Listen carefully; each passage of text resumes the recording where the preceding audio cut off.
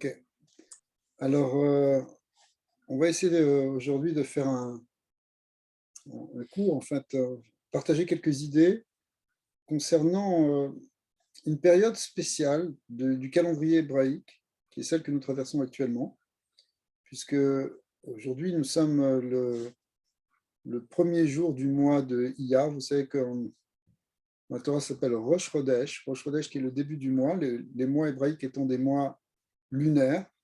Rosh Chodesh, qui veut dire littéralement le début du mois, correspond donc au début de la lunaison, c'est-à-dire puisque un mois correspond à tout un cycle de la Lune, donc dès que la Lune commence à apparaître, c'est le nouveau mois.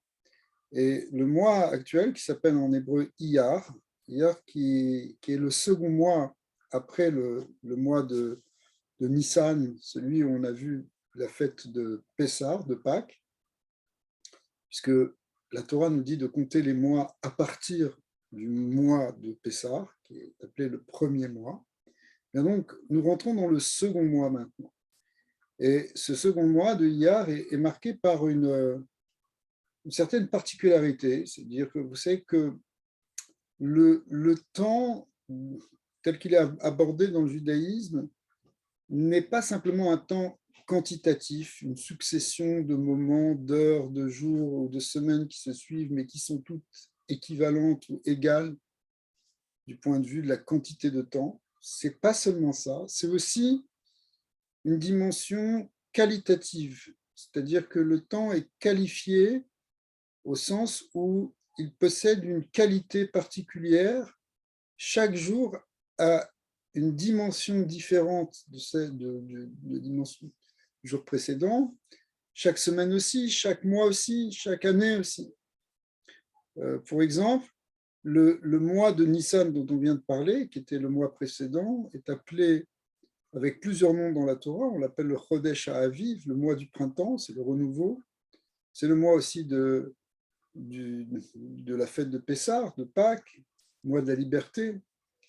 Le temps qui est dedans est un temps propice à ce sentiment justement de libération, de sortie des enfermements et des limites qui sont intrinsèques à la fois au monde et à la fois à chacun de nous. C'est-à-dire que on peut ressentir pendant cette période et on peut bénéficier du temps du mois de Nissan comme étant un temps sur lequel on peut faire ce travail de libération.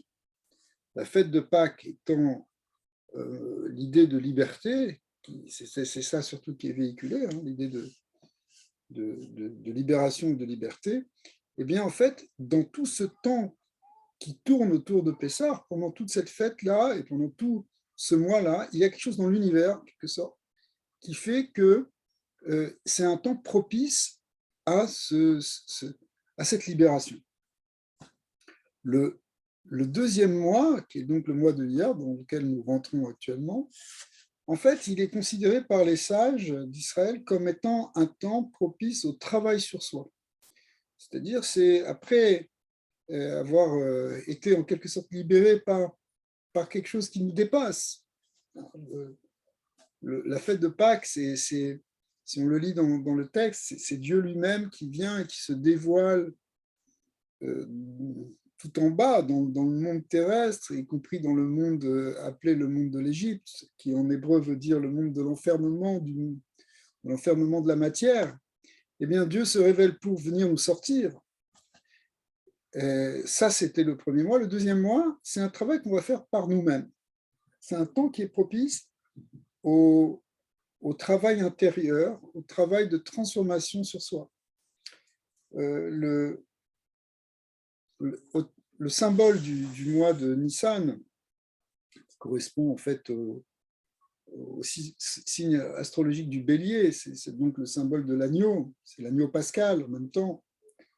En fait, c'est cet agneau pascal qui a été attaché, puisque le 10 du mois de Nissan, les enfants d'Israël ont pris des agneaux et les ont attachés au pied du lit de leur maison, en signe en fait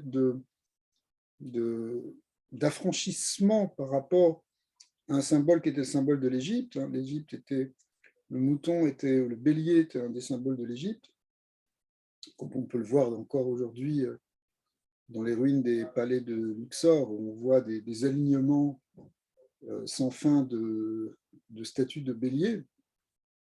Quand les Bnei Israël ont pris cet agneau, ils ont montré qu'il n'était plus soumis. D'ailleurs, c'est intéressant parce que autant le bélier représente une certaine force, le premier mois de l'année, qui est en même temps le premier signe du zodiaque, qui est donc le signe du bélier, est lié avec, dans le corps humain avec la tête. C'est la tête,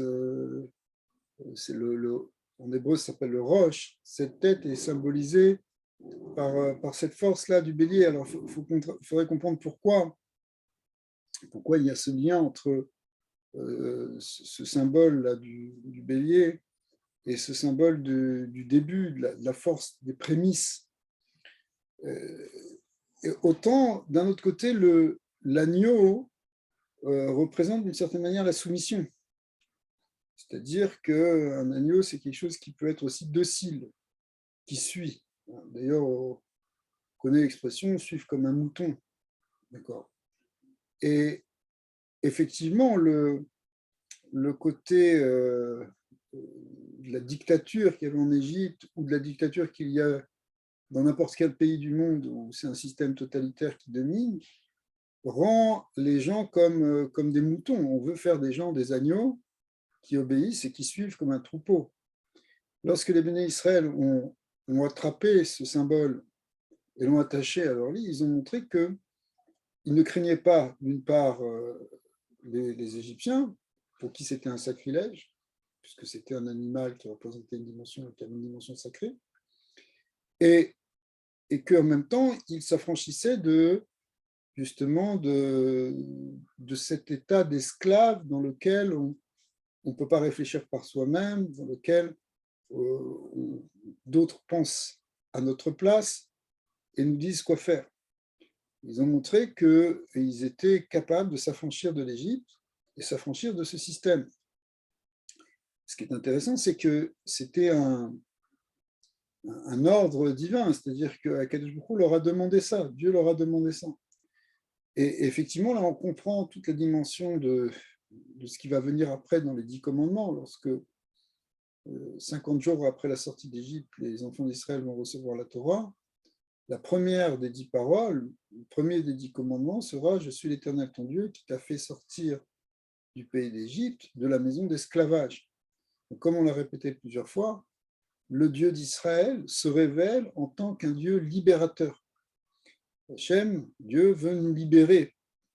Et alors, ce qui est intéressant aussi, puisqu'on parle de ça, c'est que en même temps, Hachem demande à Moïse et à son frère Aaron d'aller se présenter devant le Pharaon et de dire, voilà, nous sommes appelés par Dieu pour aller le servir dans le désert, nous allons partir, on voit ce dialogue à plusieurs reprises qui va et qui se construit. Chaque fois que Moïse va voir Paro, le Pharaon, et l'idée, c'est que ils vont sortir pour servir Dieu. Mais ce service de Dieu est en fait un service libérateur, c'est-à-dire que c'est dans l'attachement à Dieu qui est infini et qui est au-delà des limites, c'est dans son service qu'on se libère de l'attachement et du service et de l'esclavage, des contraintes de ce monde-ci. Alors, ça, c'est peut-être un peu complexe la manière de présenter, mais il y a toute cette idée-là dans la fête de Pessah, de Pâques.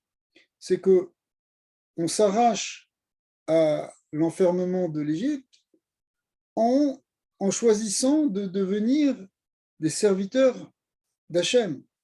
Alors on pourrait dire, mais écoutez, si tu étais esclave en Égypte, maintenant tu es un esclave de Dieu, finalement tu n'es pas sorti de ton état d'esclavage. Sauf que, justement, Hachem veut nous libérer. C'est ça qui est marqué dans les 10 commandements, et c'est ça qu'on voit aussi dans les versets là, qui concernent la sortie d'Égypte, c'est que l'objectif, c'est que nous soyons libres. Mais alors, comment est-ce qu'on peut être libre si maintenant on est au service d'Hachem? Alors, le service d'Hachem, le service de Dieu, il représente l'idée justement de détachement par rapport aux contraintes. Quand je dis les contraintes, ça veut dire, ça peut être aussi les croyances, ça peut être les habitudes, ça peut être les addictions, ça peut être tout ce qui nous rend dépendants des choses de ce monde. Et pour s'en libérer, Dieu dit, ben, vous allez me servir moi et servir Hachem. Eh bien, si vous voulez, c'est l'autre facette. C'est-à-dire, soit on est attaché aux choses de ce monde, soit on en est détaché. Et être détaché, ça se fait en étant attaché au divin, qui est infini. Donc le service de Dieu qui est proposé aux enfants d'Israël, qui va être ensuite rendu concret, effectif par les mitzvot, par les commandements qui ont déjà été donnés aux enfants de Noach, puisqu'ils ont déjà reçu les prémices de la Torah, les 7 premières mitzvot, qui contiennent toute la Torah, comme ça a été expliqué par des grands maîtres de la Torah, que ces 7 mitzvot, elles sont essentielles, en fait, c'est la Torah primordiale, ce sont les 7 racines de la Torah. Eh bien, en fait, en s'attachant à cette volonté divine qui est infinie, on se libère de l'attachement aux choses inférieures. Si on fait attention à ce qu'on dit, si on fait attention à ce qu'on mange, si on fait attention à la manière dont on communique et on rentre en relation avec notre prochain, eh bien, c'est une manière en même temps de se libérer de nos mauvaises habitudes, de libérer de nos désirs qui nous enferment. Et je dis ça, mais ce n'est pas évident, c'est le travail d'une vie. Et effectivement, ce deuxième mois qui vient après le mois de Pessah, qui est le mois de la libération, il représente ce travail qu'on va faire maintenant pour se détacher d'un côté qu'on pourrait dire inférieur, côté animal qui est en nous, pour s'attacher au contraire à la dimension supérieure, à la dimension justement de la liberté véritable de l'homme, qui est l'homme qui n'est plus entravé, qui n'est plus limité par les contraintes qu'il s'est imposées ou qu'il subit de ce monde matériel. Alors, entre guillemets, parce qu'on a toujours certaines contraintes, mais ça dépend comment on les vit, ces contraintes. Ça dépend quel est notre degré d'attachement. On peut être quelqu'un qui est investi dans le monde matériel sans y être attaché. On peut être quelqu'un qui, par exemple, on va prendre l'exemple très concret de l'attachement à l'argent. La Torah ne demande pas d'être pauvre ou de vivre de manière complètement détachée du matériel. Non, on peut vivre dans un monde matériel, on peut vivre avec on a des besoins matériels, on a même des besoins même financiers éventuellement, mais la question est de savoir comment est-ce qu'on est attaché à ça. Est-ce qu'on est pris dans ce qu'on appelle la ta'avat maman, c'est-à-dire dans la compulsion pour l'argent, le désir de garder, le désir de gagner en permanence, ou est-ce que on en est détaché? Et, encore une fois, ça ne veut pas dire forcément d'être pauvre, mais est-ce qu'on est attaché? Est-ce qu'on est soumis? Est-ce que notre esprit est prisonnier de ça? Les sages de la Torah nous disent que une des manières d'inverser ce processus de ta'avat maman, de cette compulsion, de ce désir de toujours gagner, de toujours garder, etc., eh bien, une des manières, c'est de donner de tzedaka. Tzedaka, ça veut dire faire des dons. Quand on va donner à quelqu'un qui en a besoin, à un pauvre, à quelqu'un on va soutenir, etc., toutes les possibilités de donner, ce n'est pas ça qui manque. Eh bien, en fait, ce qui se passe, c'est qu'on fait c'est-à-dire, on va dans le sens contraire, justement, de ce désir de recevoir. Au lieu d'avoir simplement un désir de recevoir et de prendre, on développe un désir de donner. Quand on ce désir de donner, il va transformer et en fin de compte, il va nous libérer. Parce que plus on va donner de tzedaka, plus on va donner autour de nous, et plus on va se rendre compte qu'en fait, même cet argent, quelque part, ne nous appartient pas. À force d'avancer dans cette direction, on finit par comprendre que même tout ce qu'on a, c'est parce que Dieu nous l'a donné. Et s'il nous a donné, même parfois beaucoup, c'est peut-être qu'il nous a choisis comme étant des vecteurs, des véhicules pour redonner à d'autres. Alors, ça, c'est libérateur au sens où ça nous libère d'un certain attachement. On peut avoir de l'argent sans y être attaché. Ça veut dire quoi, ne pas être attaché? Ça veut dire être capable de donner, de savoir être au-dessus, si vous voulez, de cette vague, de ne pas être pris dans le désir. Ça, c'est en fait, j'ai pris un exemple, et ça pourrait être sur d'autres choses, mais c'est un exemple de libération que la Torah veut nous amener. Quand Dieu nous dit, venez me servir dans le désert, puisque c'est au départ, c'est présenté comme ça au pharaon, venez me servir, ils vont venir me servir dans le désert. En fait, le désert, il représente le détachement par rapport justement à ce qui se passe ici, là, dans cette cité, dans ce monde très urbain et matériel. On va s'en sortir, on va se détacher pour être plus libre. Et ce qui est marrant, c'est que au départ, le message qu'on voit Moïse, enfin qu'on voit Dieu à travers Moïse, c'est qu'ils vont sortir pour 3 jours. Donc s'ils vont sortir pour 3 jours, l'idée, c'est peut-être de retourner en Égypte, même si en fin de compte, ils vont sortir complètement. Mais il y a une idée, si vous voulez, d'être capable de se détacher. Et le terme de 3 jours n'est pas pour rien non plus, parce que quand il y a 3, la Torah considère que le nombre 3, il donne une force particulière. Si on fait une chose une fois, bon, on l'a fait une fois, mais ok, 2 fois, ça veut dire, ça y est, on a été capable de recommencer, ça veut dire on est capable déjà de le faire plusieurs fois, mais peut-être qu'on va retomber. Mais si j'ai été capable de faire une chose 3 fois, a priori, ça veut dire que ça y est, c'est quelque chose que j'ai bien intégré. Vous savez, il y a les gens qui ont sauté en parachute. Bon, la première fois, ils ne savaient pas ce que c'était, qu'ils ont sauté. La deuxième fois, ce n'est pas évident que tu sautes. Tu as vu, tu te dis non, tu n'as plus envie de refaire cette expérience. Tu l'as fait 2 fois parce que tu te dis comme ça, mais après 2 fois, tu te dis stop. Mais si celui, il dit non, je repasse 3 fois, c'est un parachutiste. Il est capable maintenant de le faire. Alors, bon, l'exemple est un petit peu trivial, mais dans la Torah, c'est quelque chose de très fort, l'idée de 3 années, de 3 jours. Chaque fois qu'il y a 3, ça veut dire, en hébreu, ça s'appelle, le terme c'est chazaka, ça veut dire qu'il y a une présomption que maintenant la chose est installée. Et donc, quand il dit ils vont partir 3 jours pour servir Dieu dans le désert, eh bien, ça veut dire qu'ils vont être capables de faire un travail sur eux pour se détacher justement de ce monde d'esclavage, pour éventuellement y retourner, mais avec détachement et pas avec attachement.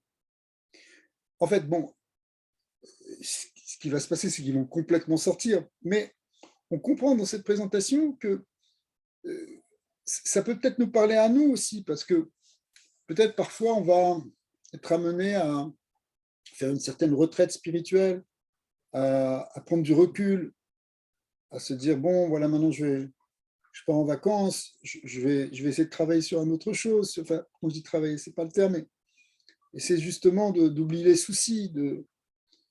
Et on sait qu'on va y retourner. Et en fait, ce n'est pas simplement une fuite.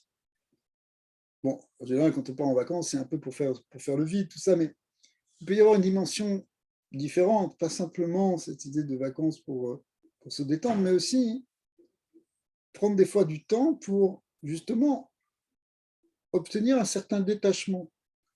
Et ce détachement étant libérateur. Quitte à ensuite revenir dans le monde, parce que il ne s'agit pas de quitter ce monde non plus. Et d'ailleurs, les enfants d'Israël sont partis dans le désert. Au début, ce qui était présenté, c'est pour 3 jours, puis finalement, ils ont dit, bon, on va partir complètement, parce que ce n'est pas possible de revenir ici, vu l'accueil que vous faites actuellement, puisqu'ils étaient tellement oppressés. Mais à un moment, ils vont sortir du désert. Ils doivent retourner sur la terre. Le désert étant quelque chose, une espèce de zone justement qui n'est pas une zone habitée, c'est-à-dire quelque chose qui est on ne peut pas y rester tout le temps, définitivement. C'est vrai qu'il y a certaines populations qui vivent dans le désert, mais ce n'était pas le but ici pour le peuple d'Israël.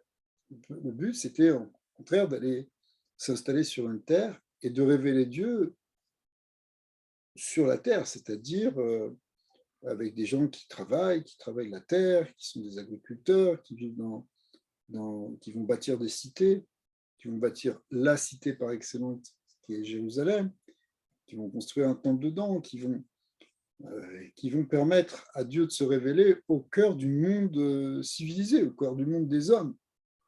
Mais dans la période du désert, c'était une période de détachement total. Alors pour eux, c'était complètement détaché, puisqu'ils n'avaient plus du tout de soucis de subsistance. La manne tombait, elle est tombée pendant 40 ans. Et même les Midrashim nous disent que leurs vêtements ne s'usaient pas. Enfin, ils vivaient dans un monde, dans une espèce de bulle purement spirituelle. Mais en même temps, c'était un apprentissage justement du détachement par rapport à la matière pour après, lorsqu'on retourne dans le monde matériel, lorsqu'ils vont rentrer sur Terre et qu'ils vont venir travailler cette terre, transformer cette terre, eh bien, ils le feront avec détachement. C'est-à-dire, faire une période où on se détache complètement, c'est pour pouvoir après détacher. Et d'ailleurs, c'est aussi une des raisons pour laquelle, pendant la fête de Pâques, les enfants d'Israël ne doivent pas manger de ce qu'on appelle le chametz, c'est-à-dire du pain levé. Alors, le pain levé, a priori, c'est ce qu'on mange toute l'année, mais pendant une semaine, il faut en être détaché. Alors, il faut être détaché de quoi? Enfin, on va manger juste de la matzah, c'est-à-dire du pain azim. Pain azim, bon, il n'y a rien de spécial, c'est un pain qui n'est pas levé, c'est pas le pain préféré finalement. Hein. C'est pas un bon pain, c'est un bon pain levé, une bonne baguette ou une bonne biche de pain ou le pain traditionnel du Shabbat qu'on appelle la challah. C'est bien meilleur, a priori, qu'une matzah, qu'un pain azim qui est plat et sec. Mais justement, pendant cette période-là, on va se détacher de cet attachement finalement à la nourriture. Parce que ça, c'est un des attachements majeurs qu'on a. On a un attachement, bon, on peut se délivrer, se dévoiler de beaucoup de choses, mais on est quand même à la fin, on est quand même obligé de manger. Oui, tu peux manger, mais qui t'a dit d'être attaché? Qui t'a dit d'être dépendant, soumis au désir animal de manger? Tu peux peut-être manger, mais justement avec un certain recul, avec un certain contrôle, avec un vrai choix. Combien de fois on va entendre « je ne peux pas m'empêcher, c'est plus fort que moi, j'aime trop ça, je ne peux pas, j'ai essayé, j'arrive pas ». Ça veut dire que tu n'es pas libre. Ça veut dire que tu es prisonnier de ton attachement à la nourriture. Alors, c'est vrai que tu dois manger, donc d'une certaine manière, c'est une contrainte que tu ne peux pas éviter. Oui, mais tu peux le faire, ou tu dois essayer de le faire de manière détachée. Et pendant la fête de Pessah, ce détachement qu'on a par rapport au pain, qui est l'essentiel de l'alimentation, surtout dans ces civilisations traditionnelles qui, depuis des milliers d'années, sont basées sur l'alimentation du blé et du pain, le fait que pendant une semaine, on ne mange plus de pain, on mange une nourriture qui est juste l'essentiel, en fait, de ce qu'on trouve dans la nourriture, l'essentiel du pain, qui est de la farine et de l'eau, mais il n'y a plus le plaisir, c'est très difficile. C'est très difficile d'être dépendant de la matzah. On peut pas être très difficile. On n'imagine pas des gens qui. Mais par contre, le pain, oui, ça représente cet attachement justement au monde. Alors, une fois qu'on l'a fait pendant une semaine, on s'est détaché de cet attachement, eh bien, après ça, on peut revenir et à nouveau consommer du pain, on va dire, normal. Pourquoi? Parce que si on arrive à faire ce travail intérieur de détachement, après, on peut revenir dans le monde. La fête de Pessah, c'est un peu une parenthèse dans l'année pour les enfants d'Israël qui voilà, on se détache du monde pour mieux y revenir. Alors, justement, c'est maintenant dans ce deuxième mois que, après être revenu en quelque sorte dans le monde, que commence un autre travail, un travail plus en profondeur. Parce que C'est comme si pendant la fête de Pâques, on était aidé du ciel pour justement sortir de ces attachements, sortir de ce qu'on appelle symboliquement le Mitzrayim, l'Égypte. Il ne s'agit pas d'ailleurs d'un problème de localisation, de peuple, civilisation. Le mot Mitzrayim en hébreu, qui veut dire Égypte, bien sûr, il se traduit aussi, suivant la manière de le lire, par le mot Metzarim, c'est les mêmes lettres. Metzarim voulant dire les limites, justement les contraintes. Donc une fois qu'on est sorti de Mitzrayim, en fait on est sorti des Metzarim, on est sorti des contraintes. Et sortir ces contraintes, ok, pendant Pessah on a de l'aide, mais maintenant qu'on revient dedans, maintenant qu'on revient dans le monde, est-ce qu'on est capable d'intégrer cette expérience? Est-ce qu'on est capable de le suivre? Ok, on a fait une diète pendant une semaine, mais après ça, est-ce qu'on peut tenir quelque chose? Est-ce qu'on a pris les bonnes habitudes? Est-ce qu'on peut retrouver, même si maintenant on peut remanger une alimentation dite normale, est-ce qu'on peut le faire de manière équilibrée? Alors évidemment, il ne s'agit pas simplement d'alimentation, on a compris, ça peut être sur tous les plans, surtout tout ce qui nous touche dans l'existence. Être capable de vivre avec un certain détachement tout en étant dans le monde et dans la matière, c'est ça toute la difficulté. Et c'est ça, ce travail qui est là pendant ce deuxième mois. Autant le premier mois, ça venait d'en haut, autant le deuxième mois, ça vient de nous. Est-ce que maintenant, on va arriver à intégrer? Et pour ça, ça va demander un certain travail sur nous-mêmes. Et ce travail sur nous-mêmes, en fait, c'est un travail qu'on appelle en hébreu le travail des midot. Alors, ce mot midot, il est très connu dans le jargon de la Torah, hein, et des gens qui étudient la Torah, mais on va essayer de le définir. Le mot midot, il vient du pluriel, c'est un pluriel du mot mida. Mida qui veut dire une mesure. Alors, on peut trouver des mesures un peu partout, tout est mesuré, mais ici, les mesures dont on parle, c'est plutôt les mesures intérieures de chacun. Ça veut dire quoi les mesures intérieures de chacun? Les traits de caractère, nos propres limites, nos propres tendances, nos propres qualités ou nos propres défauts. Tout ça s'appelle, dans le langage de la Torah, ça s'appelle les midot. Et ces midot-là, c'est-à-dire ces traits intérieurs, c'est le moment de les travailler. Je vais donner un exemple. Supposons que quelqu'un il a une nature coléreuse. Alors, a priori, la colère, c'est considéré comme une mauvaise mida. Ça fait partie des midot sur lesquels il faut traiter de caractère, qu'il va falloir arranger. Eh bien, un moment propice pour travailler sur ces midot, c'est dans la période actuelle. Dans cette période-là, on peut être amené, on peut avoir enfin, c'est un moment qui est bon pour arriver à faire cette transformation. Cette transformation qui a pour but de continuer cette libération dont on a parlé plus tôt. La libération, elle est venue pendant la fête de Pâques et pendant le premier mois, encore une fois, comme un cadeau du ciel. C'est Dieu qui est venu sortir les enfants d'Israël en Égypte. Il est venu les prendre là où ils étaient. Ils étaient à un niveau très bas. Ils étaient des esclaves. Ils étaient, comme dit la belle allégorie du prophète Ézéchiel, ils étaient comme nus. Et cette nudité représente, ils étaient nus de mitzvot. Ils étaient complètement dépassés par la réalité qui était la leur, sans avoir une possibilité de s'affirmer par un acte de liberté. Faire une mitzvah, ça veut dire faire un choix, faire quelque chose qu'on décide. Ils ne pouvaient pas le faire. Un esclave, par définition, il est totalement soumis au bon vouloir de son maître. Si son maître lui dit fais ci, il doit le faire. Il n'a pas de possibilité lui-même de prendre des initiatives. Donc ça, c'est une forme de grande faiblesse. Et là-bas, Dieu est venu chercher les enfants d'Israël. Ça représente pour nous le fait que nous aussi, on est faibles. Nous aussi, on est loin d'être des saints, on est loin d'être des tzadikim, c'est-à-dire des gens justes et des gens bien. On est des gens, on essaye d'avancer, de donner un petit peu de sens de notre vie, et de faire quelque chose de plus ou moins bien. Mais si on n'a pas une aide divine, si on n'a pas une aide qui vient du ciel, Au départ, on ne peut pas y arriver. On est pris, on est comme prisonnier. Un prisonnier ne peut pas se libérer par lui-même.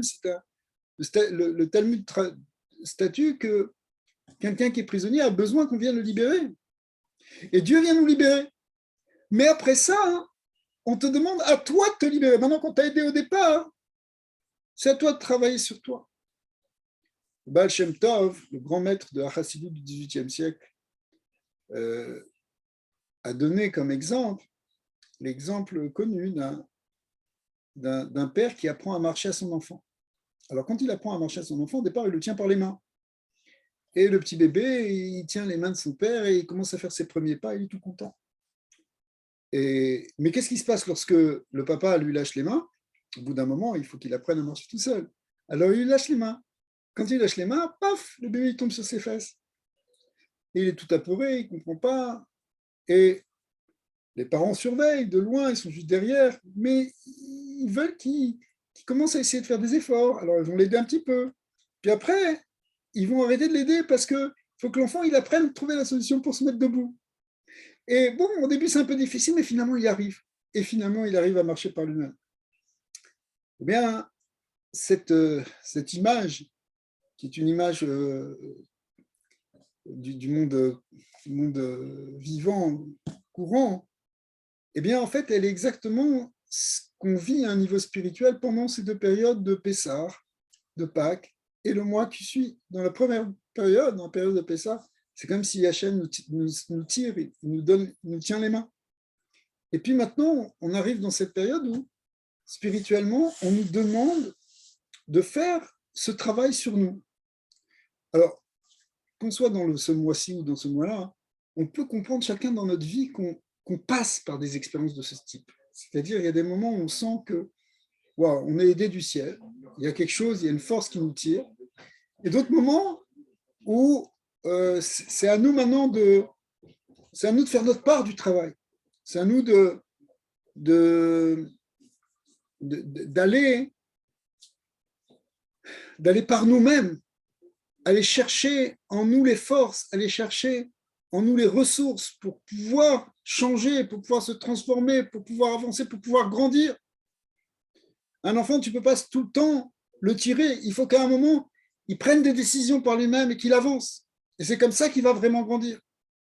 Et ces deux choses sont nécessaires. On a besoin parfois d'être aidé et on n'a pas besoin parfois de faire des efforts par nous-mêmes.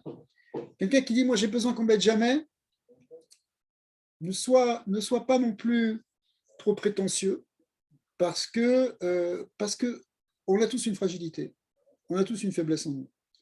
Et il y a des points sur lesquels on est bloqué. On a besoin d'aide, on a besoin de Dieu, on a besoin d'aide d'amis, on a besoin d'aide de parents. C'est normal. Savoir qu'on a une fragilité et qu'on ne peut pas compter que sur soi, ça fait partie de la réalité humaine.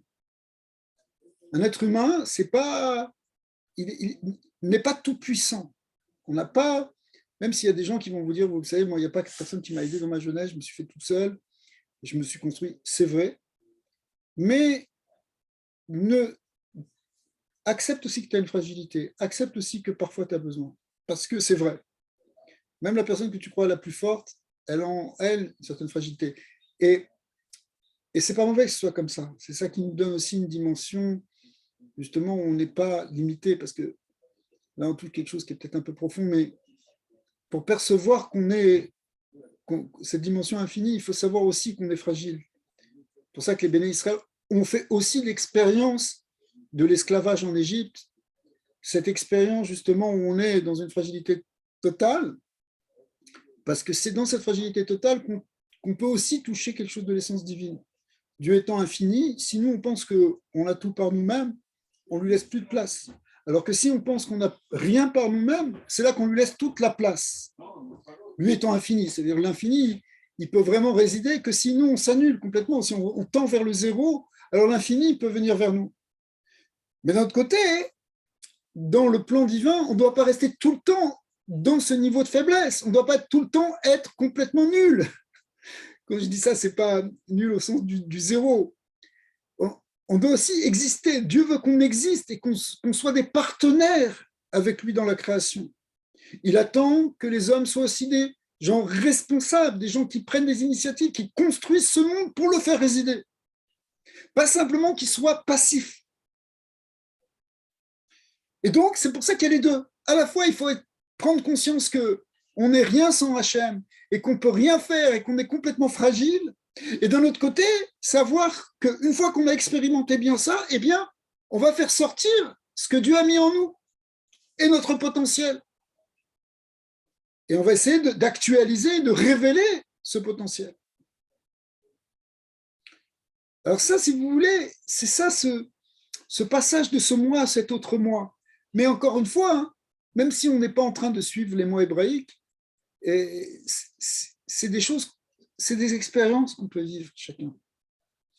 Donc, pour revenir à cette période actuelle, cette période du 12e mois, qui correspond donc à ce travail sur soi, c'est un travail, comme on disait tout à l'heure, sur les midot, c'est-à-dire d'introspection et de transformation en essayant de travailler sur notre personnalité, de travailler sur notre manière de réagir, notre manière de fonctionner. On va essayer d'être à l'écoute de soi-même pour mieux interagir dans le monde extérieur. Ce n'est pas simplement qu'on est tourné vers soi d'une manière nombriliste, ce n'est pas ça. On essaie de se transformer. Ça peut être, je sais pas, ça peut être dans une relation de couple, une relation parent-enfant, une relation dans le travail, où on fait un travail sur soi pour essayer de s'améliorer. Vous savez, dans les problèmes de couple, souvent, les gens viennent vous voir, ils disent, mais elle n'arrête pas de me dire ça, et lui, il n'arrête pas de faire ci. Ok, tu te plains de ce que l'autre te fait, mais est-ce que tu as pensé ce que tu fais, comment tu te comportes? Est-ce que tu peux travailler là-dessus? Tu peux plus facilement travailler sur toi que travailler sur l'autre. L'autre, il a un travail à faire, d'accord, mais toi, occupe-toi de ta part. Si tu attends que l'autre devienne parfaite ou parfait pour qu'il y ait le shalom, la paix du foyer, peut-être tu vas attendre longtemps. Commence-toi ta part, fais ce que tu as à faire. Et d'ailleurs, lorsque on fait un travail sur soi, l'autre le perçoit tout de suite. Et ça l'invite lui-même à faire aussi ce travail sur lui. Si quelqu'un il voit que tu fais des efforts, que tu essaies de te transformer, il va être aussi appelé et amené à faire des efforts aussi. Donc, c'est comme ça qu'on peut avancer. Ça, cette partie-là, c'est la partie du travail qui revient à chacun de nous. Cette transformation, c'est ça qu'on peut faire. Alors, maintenant qu'on a expliqué ça, hein, il y a une mitzvah pendant toute cette période qu'on appelle la mitzvah de Sephirat HaOmer. Sephirat HaOmer, voulons dire, alors, c'est une des 613 mitzvot, où il faut compter, en fait, on va dire comme ça, il faut compter les jours qui suivent la fête de Pessah, les compter jusqu'à la prochaine fête, qui est la fête de Shavuot, celle du nom de la Torah. En fait, on compte 49 jours, à partir du lendemain du premier jour de Pâques, et ça va nous amener à Shavuot, qu'en français on traduit par Pentecôte. Et le mot Pentecôte, il vient du mot grec qui veut dire 50. Et effectivement, parce qu'on compte 50 jours entre Pâques et Shavuot. Alors, ce compte-là, il a beaucoup de sens, évidemment, mais par rapport à ce qu'on disait avant, il concerne en fait, c'est un temps, puisqu'on compte des jours, donc on compte du temps, mais on compte ces jours comme étant justement des jours sur lesquels on travaille sur soi. Autrement dit, le travail sur soi, déjà, la première idée, c'est que ça prend du temps. Évidemment, un certain trait de caractère, difficile de changer en un instant. Tu prends conscience que tu as un défaut, tu dis, bon, déjà, tu as pris conscience, c'est déjà pas mal, parce que des fois, tu ne sais même pas que tu as le défaut, mais si tu as pris conscience, tu dis, bah, je vais arrêter avec ce défaut, bah, tu vas arrêter, tu vas y arriver, et puis tac, 2 jours après, il ressort. Pourquoi? Des fois, c'est 2 jours après, des fois, ça peut être même 2 ans après. Tu croyais que tu avais réglé un problème, et puis hop, il ressort. C'est classique. Pourquoi? Parce que le travail sur soi prend du temps. Il prend du temps, mais il prend du temps si on est capable d'utiliser à bon escient ce temps, c'est-à-dire d'aller chercher dans ce temps qui se présente à nous des forces, des efforts pour pouvoir faire cette transformation. La transformation, elle prend du temps, un peu comme la transformation de la terre pour amener une culture. Il va falloir labourer, il va falloir semer, il va falloir éventuellement arroser, il va falloir ensuite attendre que ça pousse, puis cueillir, etc. Il y a beaucoup de travaux qui vont faire jusqu'à ce que ça puisse devenir une nourriture consommable. Pour le pain, il faut beaucoup de travaux, travailler sur le blé, etc. Tout ça prend du temps. Bon, aujourd'hui, on vit dans un temps d'instantanéité, où on a tout au bout d'un clic. Mais au fond, le travail sur soi, ça demande du temps.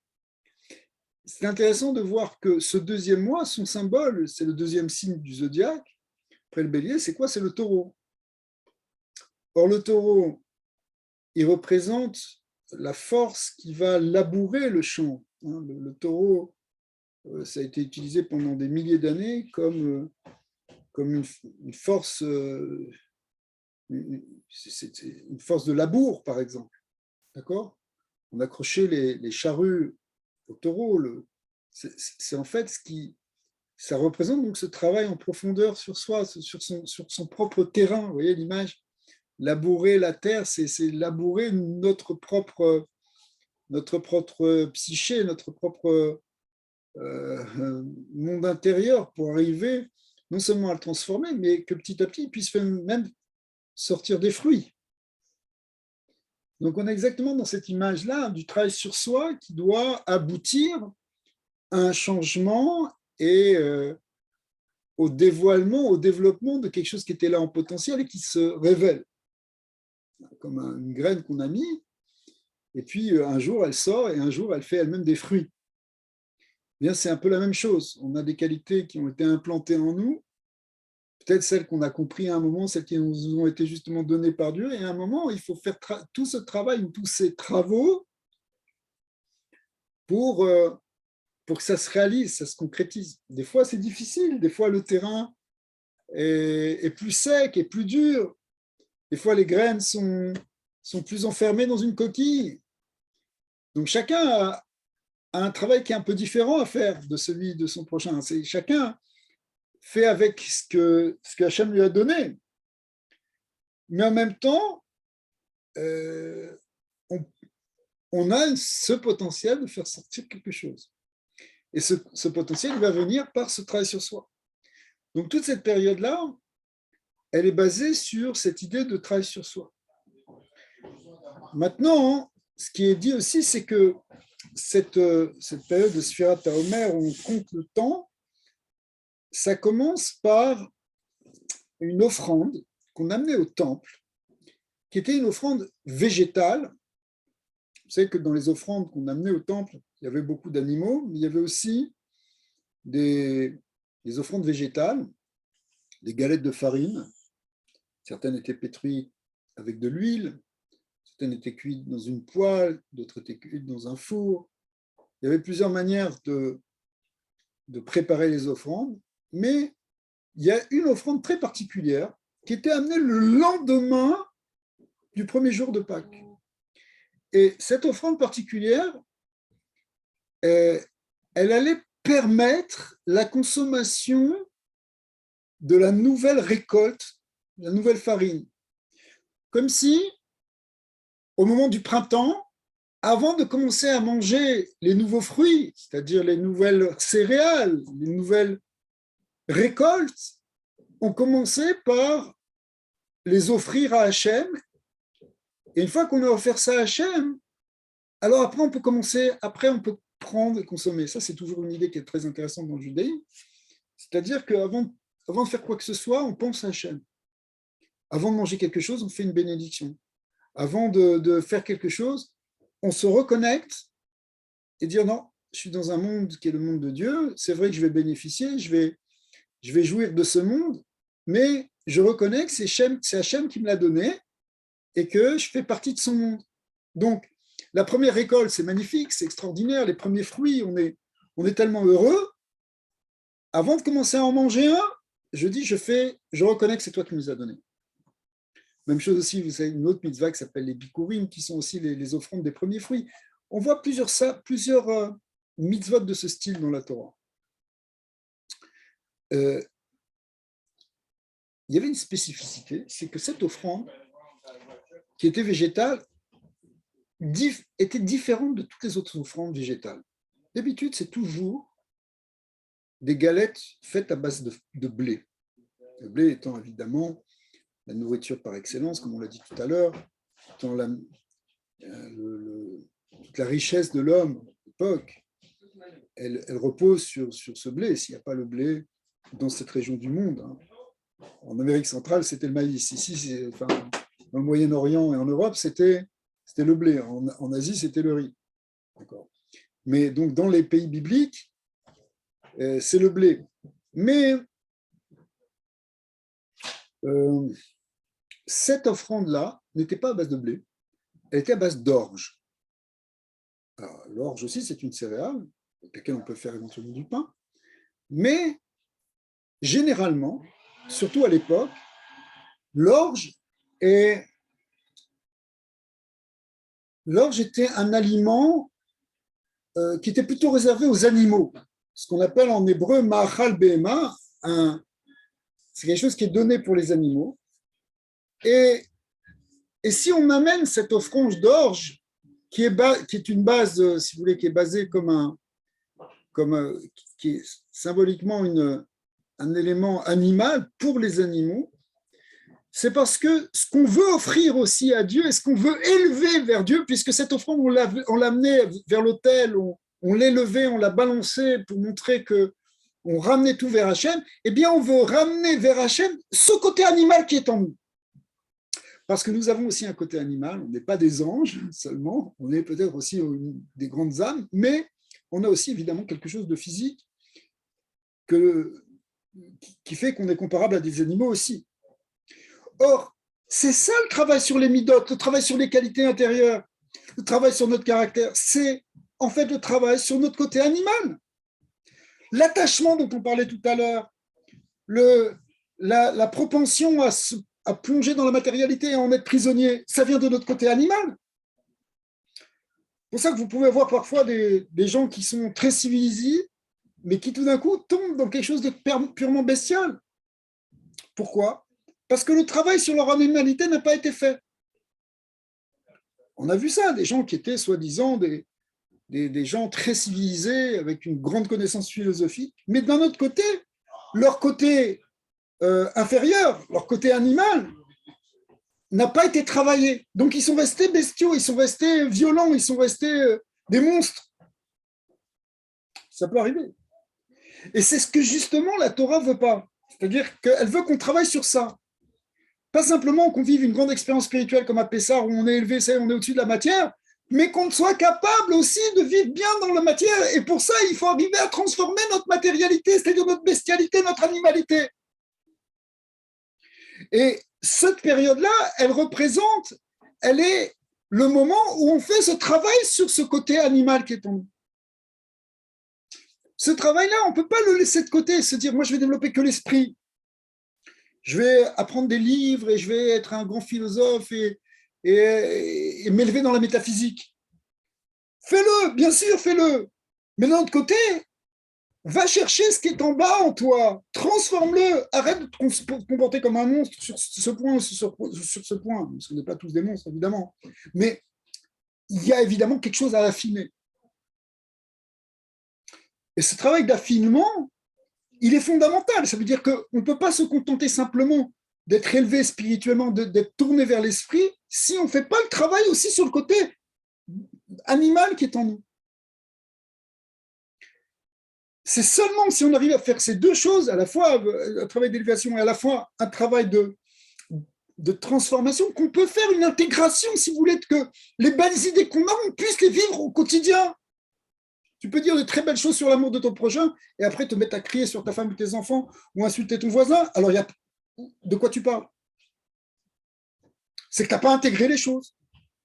C'est que ce n'est pas rentré encore, ça n'a pas transformé ton côté inférieur. Ce travail sur soi, il est nécessaire si on veut être vraiment libre. Quelqu'un qui est là, qui est prisonnier de son côté physique et animal, bestial, il n'est pas libre. Même s'il croit qu'il a tout ce qu'il veut dans le monde, même s'il se croit tout puissant, il n'est pas libre, il est prisonnier en réalité de l'animal qui est en lui. Cette période-là, du deuxième mois, elle représente ce travail-là. Mais en fait, évidemment, on a compris qu'on peut le faire toute l'année. On est tout le temps dans ces deux aspects, à la fois un côté, on s'ouvre, ouais, la merveille du monde, la merveille épatée par toute cette connaissance qu'on peut acquérir. Et d'un autre côté, il y a ce travail qu'il ne faut pas négliger. Et ça fait partie vraiment des enseignements fondamentaux de la Torah qui, à mon sens, sont pour toute humanité. L'humanité ne peut être libre que si elle fait aussi ce travail. Quand je dis l'humanité, c'est tout être humain, ça n'a rien à voir avec le judaïsme à ce niveau-là. Si on ne fait pas ce travail sur nous, on ne peut pas être libre, on reste des monstres. Regardez ce qui se passe. On ne va pas prendre des exemples, vous les connaissez déjà, tous les exemples qu'il y a de toutes les horreurs qu'il y a eu dans le monde, qui existent encore aujourd'hui, malheureusement, parce qu'il n'y a pas eu ce travail fondamental, profond, pour intégrer les vraies valeurs. Et on connaît les valeurs, les philosophies ont véhiculé les valeurs du bien. Mais le but, ce n'est pas simplement qu'on les connaisse, c'est que ce soit intégré. Et pour l'intégrer, ça demande ce travail sur soi, ce travail en profondeur. Et la Torah nous donne ces mitzvot là, pour les enfants d'Israël, ces mitzvot pendant cette période du Homer, de compter, d'être attentif, quand on dit compter, ça veut dire de regarder chaque chose en détail, etc. Mais même si on n'est pas en train de suivre ce processus et ces mitzvot du judaïsme, malgré tout, le concept, il existe, et le fait de pouvoir travailler sur soi, ça existe aussi. Et on peut aller chercher, justement, dans la Torah, dans la Bible et dans les enseignements des sages, des exemples et des inspirations pour travailler sur soi. Donc, c'est ce que je vous suggère, et c'est ce que je suggère à tout le monde, d'essayer d'aller prendre une inspiration pour essayer de faire un travail sur soi, pas simplement un travail psychologique superficiel, mais aussi vraiment un travail de transformation de notre caractère. On restera toujours avec, je veux dire, on se dit transformer notre caractère. On a un caractère, mais on va l'améliorer, on va l'affiner, on va en faire sortir le côté positif. Et on va travailler sur le côté négatif.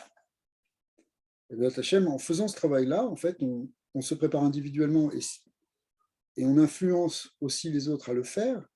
Et donc, on prépare l'humanité à être capable de s'élever vers quelque chose d'autre, quelque chose de nouveau, quelque chose de plus grand, une plus grande lumière, en fait, qui est ce qu'on attend avec le Mashiach, une lumière messianique, qui a déjà commencé à briller. C'est pour ça qu'il faut que nous aussi, on travaille sur nous en vitesse pour être prêt à cette nouvelle période qui est en train de poindre.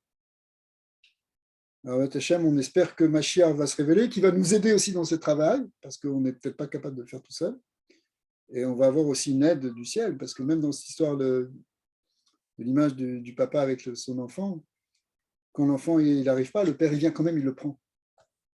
Il ne le laisse pas, même s'il le surveille de loin, mais il le surveille. Et Dieu est là il surveille ce monde dans lequel on est, il surveille les hommes qui sont comme ses enfants. Il ne va pas nous laisser, même dans des temps comme aujourd'hui, qui sont des temps qui peuvent sembler des temps d'adversité. On va recevoir une aide du ciel, si Dieu veut l'attacher. Voilà. Je ne sais pas si vous avez des questions, des remarques. Si vous voulez, avec plaisir. Merci Rabbi, très touchant, très À point. Avec plaisir.